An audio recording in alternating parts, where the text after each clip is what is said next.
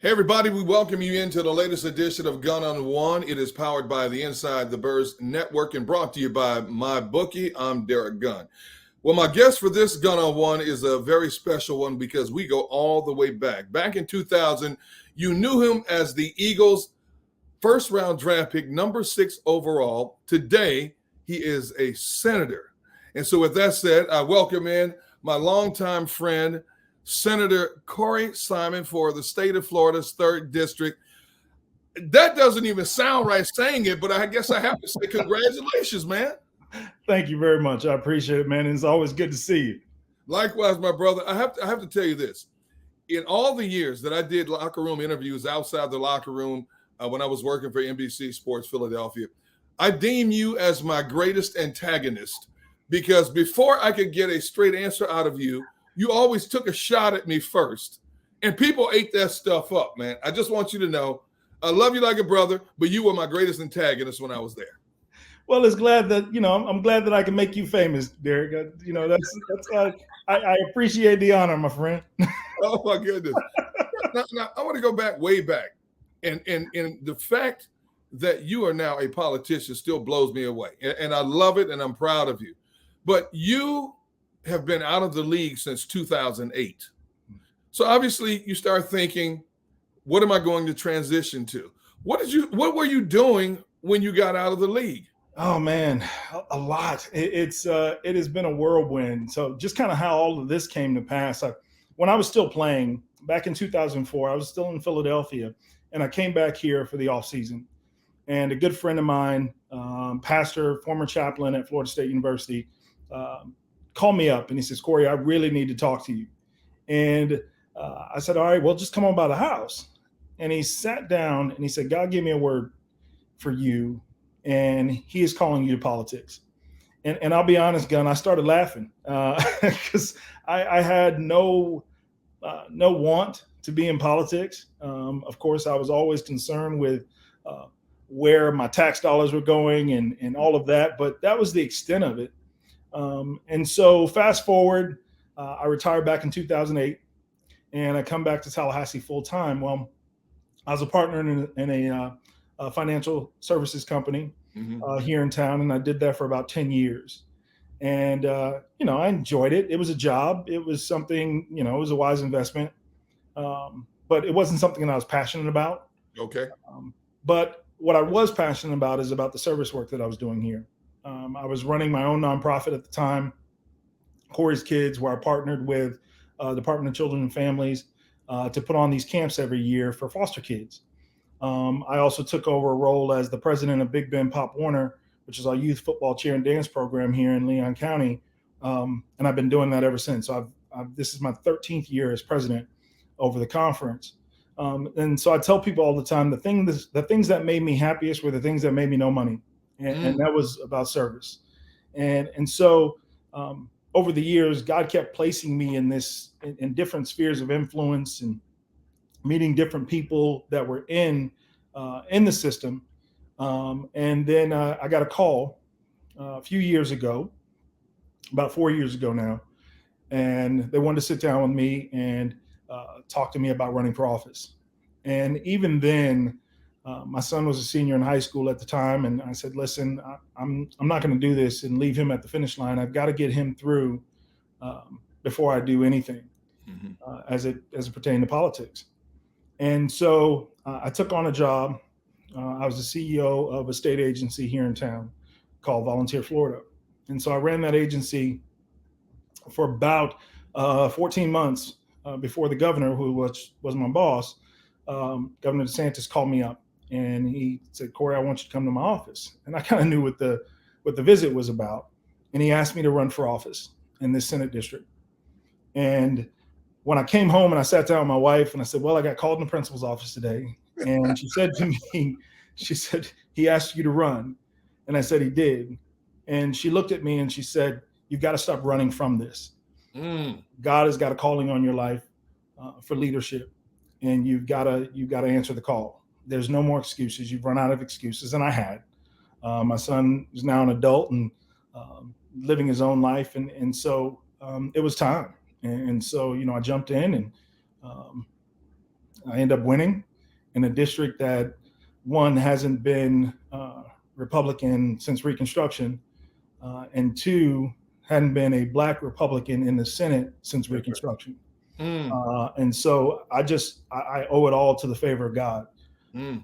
as to why I'm sitting here in this position, getting an opportunity to represent 13 counties, 12 of which are fiscally constrained, um, trying to serve the people here in rural North Florida. So once you decided to pursue this calling, you got to hit the ground running in a short amount of time. What did you do to start preparing yourself for your political career?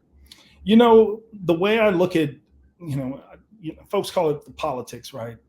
The way I look at this is what I've always done is just go out and start serving folks, right? It's you hire all of the campaign people, but really it came second nature to me of just hitting the ground and telling people who I am and what I was passionate about, and um, hearing their concerns and what they were passionate about, and it was as simple as that. I mean, the part that I tell folks all the time is, the part that I hate doing is actually the part that probably comes the most natural to me, is filming all the commercials.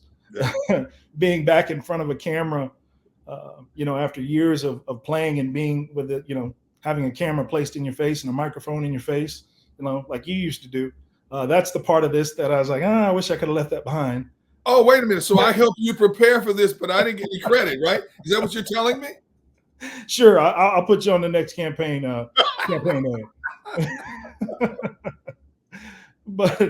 but other than that, man, it's really just going out and sitting down with the folks and hearing their concerns.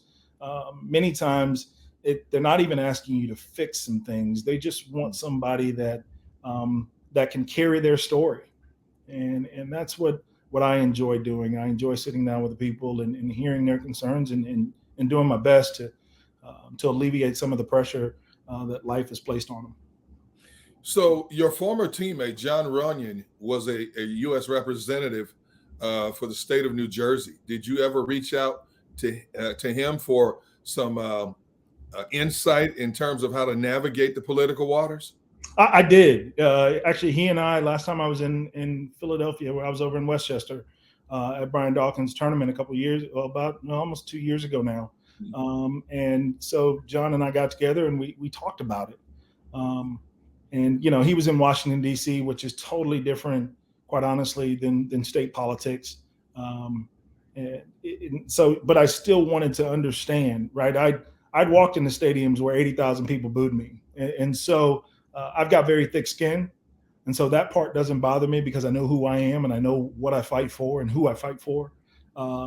But it was just navigating the waters of being the former athlete and the perception that comes along with that.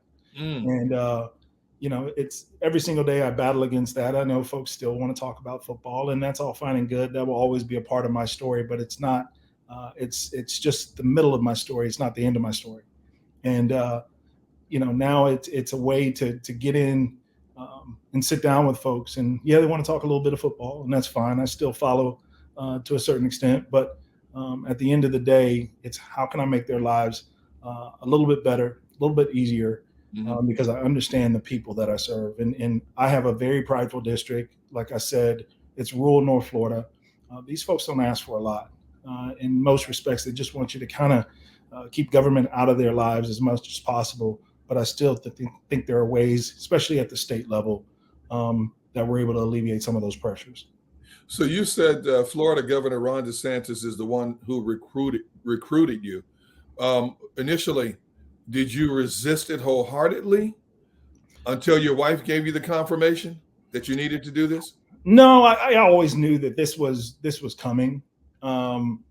It's just I pushed it off as long as I could, and I needed that. I needed to do that because I needed time to grow.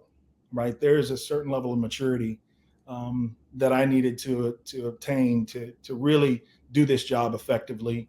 And it's that emotional intelligence piece that I really needed to grab a hold of and embrace it and learn as much as I could about who I am, what moves me, what moves people. That was important because I think, especially in this day and age with social media, people get moved in so many different ways, and it's for me, it's the focus behind the curtain, who's pulling the strings and what their ulterior motives are, that affect um, just the collegiality of what God has called us to. Okay. And so I needed that time to really mature emotionally, to be able to serve to the best of my ability. And I think I've done that. I continue to focus on that. Um, I'm not one of I'm not one of those bomb throwers that kind of throw things out there and get people stirred up. I'm more solutions oriented, and looking to find solutions. And I don't think that every good idea has to come from one political party or the other. I'm just in it to try and serve for the folks. So in June of 2022, you announced your candidacy. Did you jump in with both feet like the Marines hitting the beach, or was there still some reservations about what in the world am I getting myself into? No, I got fully immersed in it. And I only spoke to things um, that I was passionate about, things that I saw needed some changing. I didn't go in and just try to be a politician. For me, I try to focus on being more of a statesman than I do try and be a politician. I don't stand around telling people what they want to hear. I just don't think that that's productive, for one, and it doesn't show who I am as a person. And that's important for me. One of the things that I said to myself when I got involved in this is that I was always going to be who I am, and I wasn't going to compromise who I am Mhm. as a man and the character that I've developed over the years, for anything. And I try and stay strong to that every turn I make. That's what's important to me. And so I jumped in head first and started going to different communities with 13 counties, many of them I'd never been to prior to serving, and so wanted to make sure that people in those communities knew that they had someone they can trust, someone that would listen, and someone that was accessible. And that's what I do. I mean, I've traveled around my district from end to end. It's roughly about a little over 4 hour drive from one side to the other. And I made that drive time and time again. I still make that drive, because it's important that they see the folks that represent them active in their communities. So that was your general platform when you began campaigning, about trying to sell yourself as who you really are, and not putting yourself in some false pedestal. Absolutely. Absolutely. I only know how to be authentic. When you find yourself trying to be someone you're not, it's very hard to keep up that facade for long. And so, I'm a happy, jovial guy that's concerned with people. I have a passion for people. I think we're not too far removed from hitting rock bottom, like some of my folks that I serve.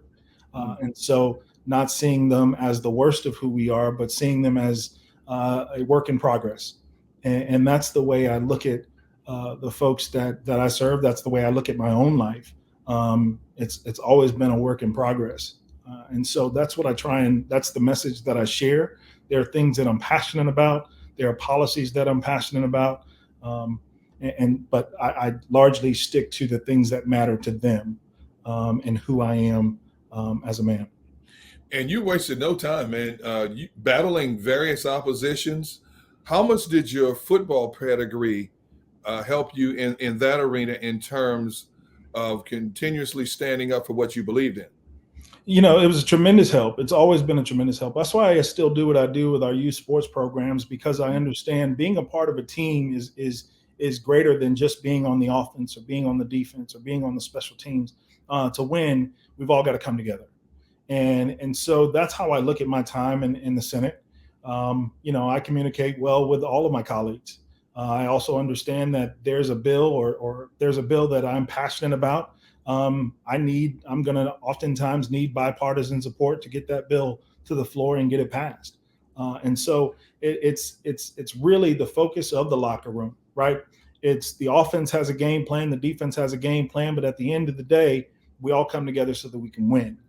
And that's the way I handle the challenges of bipartisanship, is understanding that at the end of the day, the state of Florida has to win. The people that live here has to win. And so it's important for me to do all that I can, and working with folks that may or may not disagree with me to get to that win. And that's what matters to me. We are chatting with former Eagles first round pick and current senator for the state of Florida's 3rd District, Corey Simon. You are locked into this edition of Gun on One. We'll be right back after this short pause.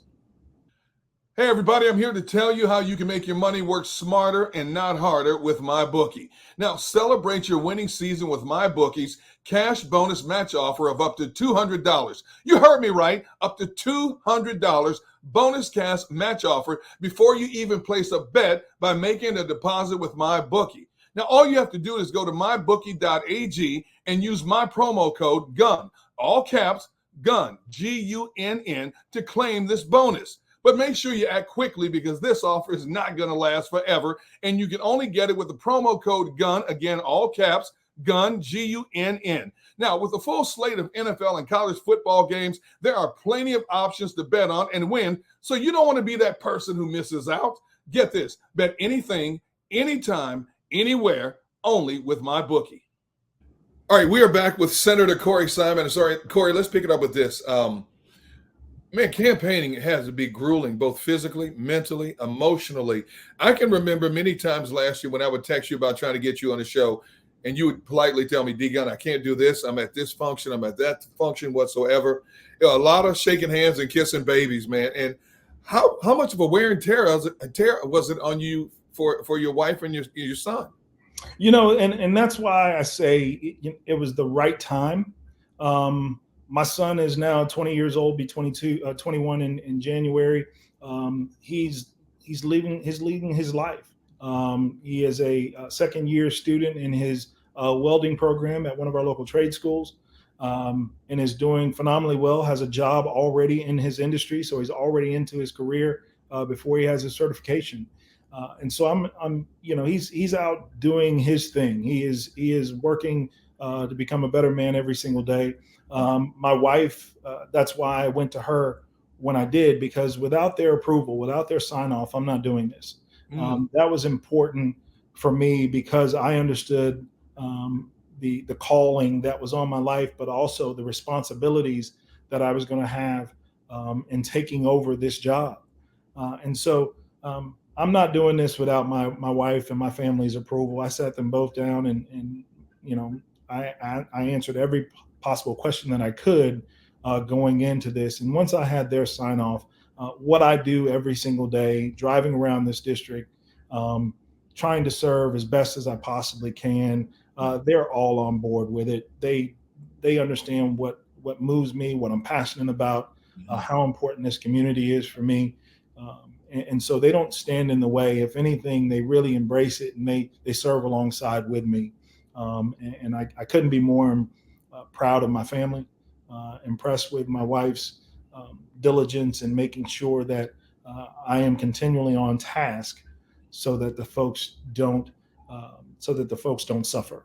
And so we are a team in this, and I'm thankful. Corey, I don't have to tell you this, but people in America in general don't trust politicians. Now, I've always known you to be a very stand-up, honest guy, but you've got to win over a lot of people that don't know you, don't know much about Corey Simon. So what did you do to try to win people over? For me, it was going in places that folks typically that are Republican that didn't go. All right. I still went to those areas that I'll tell you one quick story. I sent out a bunch of mailers. I mean, a ton of them over the course of the campaign. And I had one young lady respond and send me an email. And she says, listen, please remove me from your mailing list. Wow. And I very well could have just said, okay, no problem, take her off the mailing list. But it was important for me because I wanted to hear why. And so I called her up, and one, she was shocked. She said, I didn't expect you to call. And what she said to me, and she says, I'd never gotten any kind of literature or phone calls or anything from a Republican before. And I laughed at her. I said, well, you've got me now. I want to hear your concerns. And so she sat down and she told me what her concerns were. And what she realized is the things that burden her were the same things that were burdening me. And when we got off that call, and we sat on that call for about 30 minutes, when we got off that call, she said, "You know what? I'm your supporter. Mm. I'm going to vote for you. My husband's going to vote for you. Let us know how we can help you." She says, "I never expected to hear because we never heard from him." And that was important to me because I wanted to be authentically who I am Yeah. in this pursuit, and be the change that I always wanted to see. And so I think the more and more people start to tear down barriers and thinking, well, why invest resources if it's not going to add up to a vote? Mm. I don't see it that way, because my job now as a state senator is to represent all of my constituents, not just the ones that voted for me. And so that's how I look at my role. That's how I looked at my campaign. I'm going to make you tell me no. I'm going to ask for your vote, regardless of what your voting history was or what your party affiliation was. I think what most people, and it's the silent majority that's out there, that find themselves somewhere in the middle, but they also feel like they're not being heard. And so it was important for me to make sure those folks also had a voice. And that's the way I continue to serve. It is, it doesn't matter to me that you're a staunch Democrat and have never voted Republican before. I still want to hear your concerns. There are places that we're going to find common ground and agree. And that bad word compromise that folks run from, there is that area where we can still have a conversation. We may walk away from that conversation and realize that we don't agree, but it's still my role and responsibility to listen, because there are still things that I can learn. Mm. So in November, the election takes place, the votes are cast, the final tally is in. Corey Simon beats the incumbent, gets 53% of the votes. How surreal was that moment? You know what? It's I have never been one to focus a whole lot on the prize. The prize is the byproduct of investing in the process. And so that night, when all of my campaign staff are standing around and they're telling me, "Corey, you just won," I was really stunned, Yeah. not surprised, but just stunned at my feeling about it. Because I'm not one to get really emotional about things. I mean, folks, I've won championships, and I couldn't tell you how I celebrated many of them. But that night, I think it meant more because what I saw in winning was all of those folks that showed up to the polls and voted for me believe in who I am and what I represent. And having that type of weight is something that gets me up every single day, and gets me to do this job to the best of my ability, because of the weight that comes with, and the responsibility it comes with serving the community. And that's what this should be about. It should be about, your government should serve the community, not the one being served. And so that's what really, when I won, that's what brought me to that emotional state was, man, these folks are depending on me, and I owe it to them to give them my best. I've always known you to be this happy-go-lucky guy, always joking in the locker room, in many cases not giving straight answers. But now you're on a pedestal where you have to watch your P's and Q's all the time. You constantly have to keep your head on the swivel to see who's listening. And you have to be very meticulous in terms of what you say and how you say it, because as you know, you say the wrong thing, it is blown out of proportion in today's social media world that we live in. Yeah. So how small has your inner circle shrunk in terms of people you can really trust, people you can let your hair down with? Because let's face it, there's emotional highs and lows in what you do. Mm-hmm. And outside of a wife and son, you also have to have some confidants that you can really trust. How small is that inner circle? That inner circle hasn't changed. I still carry myself. I give everyone the same attention and detail and all of those things, because that's who I am. That doesn't mean my circle has to change. Yeah. I still have a very small circle of people that I trust and believe in, but that doesn't mean that I can't receive counsel from people that aren't in that circle. And I understand that. And so that's just how I carry myself. It's D-Gun, I tell you, I am no different now than I was before I stepped into this role. And so when you say you have to watch your P's and Q's and all of those things, again, authenticity is what means the most to me. Okay. And if folks, if they get a sound bite that they don't like, it's my responsibility to go out there, and that's why I spend so much time on the road. That's why I stay busier than a lot of folks I think that do this job.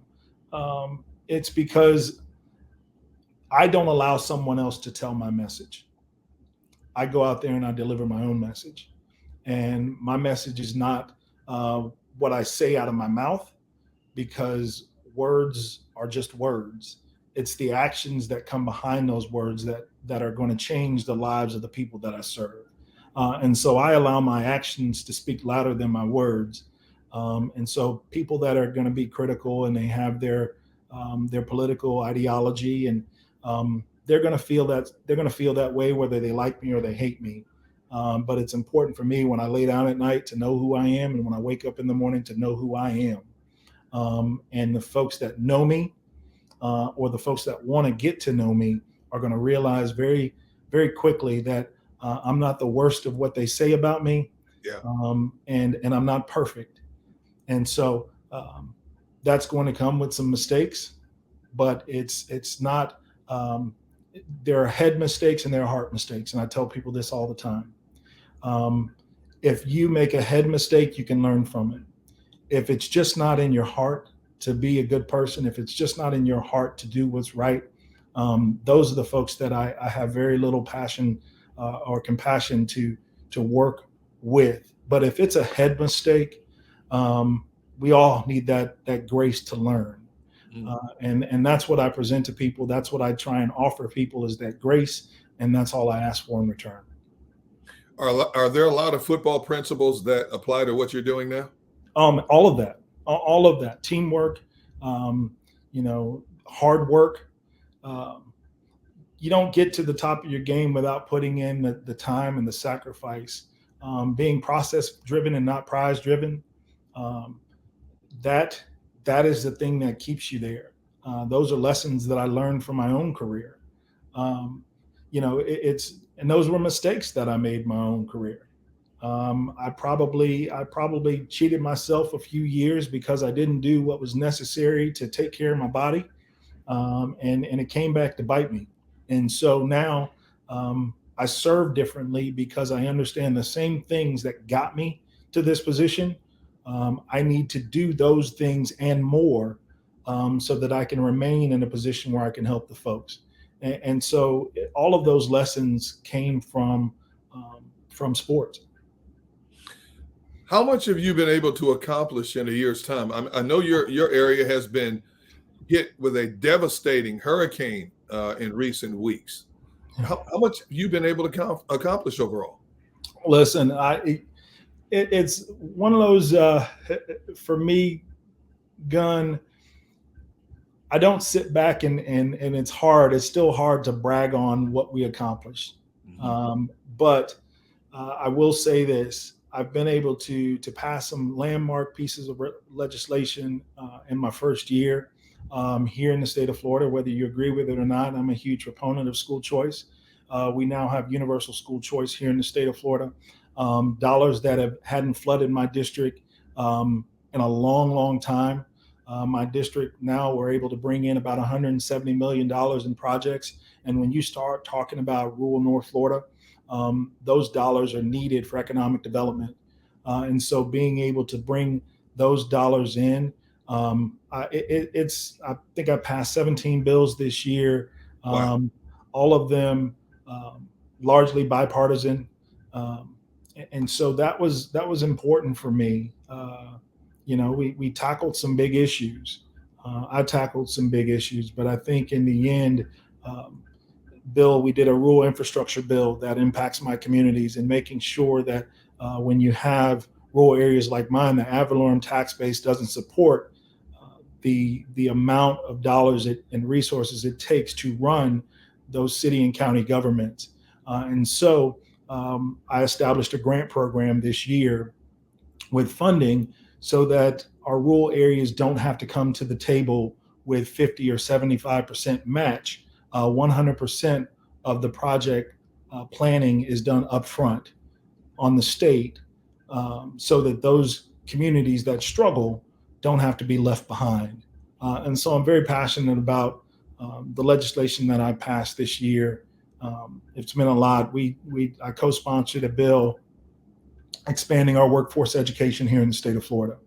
As I mentioned, my son is in welding, and the path of college, if it doesn't have a return on investment, a lot of our students are wasting time and wasting money, and they're asking for the hardworking people of this state to pay for that time investing in majors that don't lead to a job force.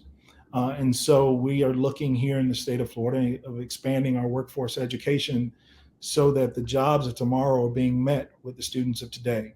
Mm. And that doesn't necessarily mean that you have to go to a four-year university. You can go and get a certification in a great number of things, and still go out and get a well-paying job. The average tradesperson right now is 59 years old. Yep. So they're leaving the workforce. And if we don't have, and we're not presenting our young folks with these opportunities, and thinking that every child needs to go to college to be successful, we are falling behind as a state. Quite honestly, we're falling behind as a country. And so we need to make sure that we're spreading this message and stop looking down on our blue collar workers, thinking that they are less than, when they are the very soul of who we are as a country and as a state of Florida.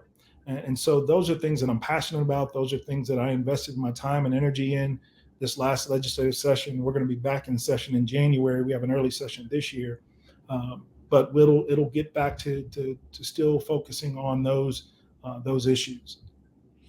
One more political question, and I've got to ask you a couple of football questions before you go. When your current term is over, do you have other political aspirations or higher political aspirations? Listen, I'm not looking for tomorrow's job. I'm doing today's job. I don't know what tomorrow brings. God may have a different answer for me on where I go next. I'm thankful in doing the job that I'm doing now. I've got one more year. I'm back up on the ballot next year, and then after I win that one, I'll have 4 years before I have to run again for another 4-year term. So in total, there's a 10-year term in this district now. I hope to serve all 10 of those years for the folks here in North Florida. I'm not looking at tomorrow's job. Okay. All right. I got to ask you a couple of football questions because I know your time is valuable and I appreciate you giving me some of it. Year 2000, you come out of Florida State. You're the number 6 overall pick of the Philadelphia Eagles. You were rated as the top defensive tackle coming out. Now, I know you keep tabs on the current Philadelphia Eagles. I know you keep one eye on them. I got to get your opinion of these 2 young D tackles the Eagles have right now, Jalen Carter and Jordan Davis, because they are wrecking people right now, man. They are, and I'm proud, man. It is, and to see that number 90 still out there, flying around and making plays is always special. It no longer has the Simon number on the back or the Simon name on the back, but I cheer for it nonetheless. I'm happy to see those guys going out there and being productive and spurring this team along. I got to ask you about your opinion of the franchise tag, because right now it's a hot topic in the NFL, especially for running backs. And, you were one of the first who refused to sign it. So what do you think of it, how it's implemented today? It's a tool, right? And I get owners, especially with the running back position being devalued over the years, and thinking, they can find the next great running back. It's become a passing league. And so, signing a 5-year deal with a franchise tag really for the running back position specifically, really in many eyes takes you out of your prime. And so those guys, especially drafted early, get, they either have to get it all in that first contract or risk being out of the league. And so, it's it's a tool. I didn't like it, and that's why I made the choice that I did. Um, you've got to strike while the iron's hot, and that's what those players have to do. And I respect every last player that are in those locker rooms. They've got to make the best decision for them. Especially the way contracts are drawn up now, where um, there's not a lot of back end money in contracts these days, so they're all front loaded. So you have to look out for the longevity of your career, and oftentimes getting that money up front prolongs your career. The back end money makes it easy for them to cut you. And so guys want job security, and in that job security, they want to be able to negotiate long-term contracts on that second deal, so that they can maximize as much as they possibly can their longevity. And so I don't disagree with anybody making the decision that best suits them and their family. I'll never stand in the way of that. And the franchise tag has been used for a long time. There have been guys that it's worked for, and there are guys that it's worked against. And so each individual guy has to make the best decision for them. So you refuse to sign it. The Eagles rescind their offer to you. You go on and sign a 5-year deal with Indianapolis. What was your relationship like with the Eagles when you left? It was very different because I still had a great relationship, and I think partly because it was my relationship with Andy. And I told Andy this when they decided to move on, and I decided to move on. I said, I will always love Coach Andy, but GM Andy, we don't like each other anymore. and it was done in tongue in cheek because Andy and I had that relationship. We still do. I still talk to Andy to this day, but it's business, and that's the way I handle it. I came back even on the bye week when I was in Indianapolis. I came back to Philadelphia and went over to the complex and saw the guys. Because what made us so good is how close that locker room was. That was a special place. The reason we were so successful because it was bigger than just coming in, punching the clock, and going home. The relationships that were built over that time period were things that will always last. My brothers are still my brothers. Hugh and I still talk, and he's dealing with the loss of his son, and I pray for him constantly. Hollis and I still communicate. Paul Grassmanis and I still communicate. Ryan Dawkins, the list goes on. Trey Thomas, all of us. But those were relationships that were built as family and just not coworkers. Mm-hmm. And that's why we were so successful, because we really truly did care about each other, and we worked for each other. And so it was a special time, and that's why that's why I came back when I did. When I was playing with Indy, I still came back to the Philadelphia locker room to see those guys because it was bigger than football. Final question to you. As you look back on your playing career, is there anything you feel you left on the table or you felt you could have done differently along the way? I wish I would have took care of my body a lot better. Okay. It really broke down. After those high years in Philadelphia, it became a struggle. Candidly, keeping the weight off became a struggle. I didn't do everything that I could to stay in the NFL. As the injuries came, my love for the game changed, to be honest with you. And so when I retired that last year in Tennessee, and I walked in about 6 games into the season, it was because I just wasn't passionate enough about the game to fight through all of the things that my body was going through. Just the injuries, it just became really hard to deal with. And, but I would do that differently. Okay.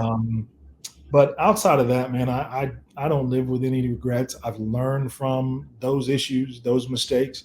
And that's why I live life totally differently, and I don't take advantage of or take for granted, life in general. Senator Simon, you are officially off the clock. I cannot thank you enough for wedging me in to your nonstop, endless schedule. And I wish you nothing but tremendous success from this moment forward in future endeavors, man. Thank you, man. You're always going to be family to me. Absolutely. Absolutely, man. I'm so proud of you and all the work that you've done. I mean, to do this and D-Gun, you made it a joy working in Philadelphia for sure. We all work together.